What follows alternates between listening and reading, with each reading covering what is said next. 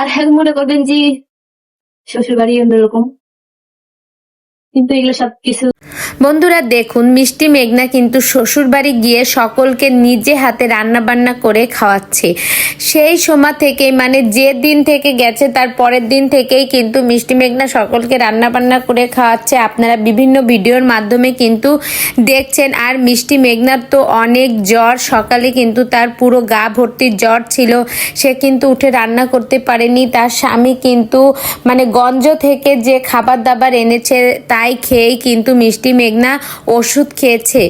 এখন কিন্তু মিষ্টি মেঘনা দেখুন বিকেলে উঠে এসে যাই হোক একটু রান্না বান্না না করলেই নয়, তাই আর কি রান্না করতে এসেছে। কি আর করা যাবে, রান্না বান্না না করলে সে খাবে কি করে, যতই জ্বর হোক। তো বন্ধুরা দেখুন, মিষ্টি মেঘনা কিন্তু অনেক অনেক অসুস্থ, তারপরেও কিন্তু দেখুন রান্না তো করাই লাগবে। আর মিষ্টি মেঘনার স্বামী মিষ্টি মেঘনাকে তো হেল্প করছেই। যাই হোক মিলেমিশে আছে একরকম। আর মিষ্টি মেঘনা বিভিন্ন ভিডিওর মাধ্যমে আমাদের একটাই বলেছে যে সে তার শ্বশুরবাড়ির এই যে ঘর এই সব পরিবর্তন করে ফেলবে, সুন্দর করে সব কিছু ঠিক করে ফেলবে, এই রকম আর থাকবে না। এই যে মানে ভেঙে গেছে এটা থাকবে না, এগুলো সুন্দর করে ঠিক করে ফেলবে। তো মিষ্টি মেঘনা এখন কিন্তু মানে ভাত রান্না হয়ে গেছে, এখন তরকারি রান্না করবে, তাই সব গোছগাছ করছে। মিষ্টি মেঘনা এখন রান্না করবে হচ্ছে পুরপুরি মাছের, যেটা বলে কার এলাকায় কি বলে জানি না, তবে মেঘনাদের এলাকায় এটাকে মাছের পুরপুরি বলে। এটা আলু, ফুলকপি, টমেটো এবং মাছ দিয়ে রান্না করতে হয়।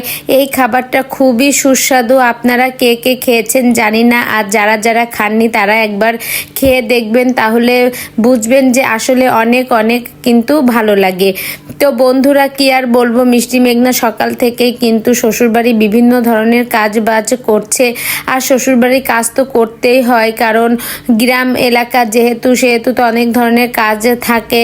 মিষ্টি মেঘনার গায়ে কিন্তু প্রচণ্ড জ্বর, তারপরেও কিছু করার নাই, রান্না তো করতেই হবে। তো বন্ধুরা সেইভাবেই কিন্তু মিষ্টি মেঘনা যা হোক একটা ছোট করে একটা তরকারি রান্না করে নিয়ে ঘরে গিয়ে খাবে, খেয়ে ভাতটা খেয়ে আর কি একটু ওষুধ খাবে, এরকমই আমাদের বলেছে ভিডিওর মাধ্যমে। আর মিষ্টি মেঘনা দেখুন ছেলেটাও কিন্তু দিয়ে আসছে তার মায়ের কাছে, যেহেতু অনেক জ্বর, ছেলেটাকেও পালতে পারছে না, তাই আর কি মায়ের কাছে দিয়ে এসেছে। যাই হোক সব মিলিয়ে মিষ্টি মেঘনা মোটামুটি আছে ভালো। এইভাবে যেন মিষ্টি মেঘনা স্বামী সন্তান সংসার নিয়ে সুখে থাকতে পারে, ভালো থাকতে পারে, সেই দোয়াই করব। আর মেঘনা দেখুন শ্বশুরবাড়ির যেদিন থেকে গেছে সেদিন থেকেই কিন্তু মেঘনা সব রকমের রান্না বান্না করেই কিন্তু খাওয়াচ্ছে, শ্বশুর শাশুড়িকে খাবার দাবার তুলে কিন্তু তাদের ঘরে দিয়ে আসছে। যাই হোক সব মিলিয়ে মিষ্টি মেঘনা ভালোই আছে। আর আমরা তো জানি যে মেঘনা আসলেই খুবই ভালো মেয়ে। মেঘনা শ্বশুরবাড়ি ভালো থাকতে পারবে, সকলের মন জুগিয়ে থাকতে পারবে। এতদিন তো মায়ের কাছে ছিল, মা যাওয়ার সময় তো মেঘনার জন্য অনেক অনেক কান্নাকাটি করেছে, তারপরেও শ্বশুরবাড়ি যেতেই হয় মেয়েদের, তাই আর কি মেঘনা গেছে। তো মেঘনা শ্বশুরবাড়ি গিয়েও কিন্তু মিলেমিশে থাকতে পারবে, এই যে সকলকে রান্না বান্না করে খাওয়াচ্ছে। যাই হোক কি আর বলবো, তো সবাই মেঘনার জন্য বেশি বেশি করে দোয়া করবেন যাতে মেঘনা দ্রুত সুস্থ হয়ে ওঠে।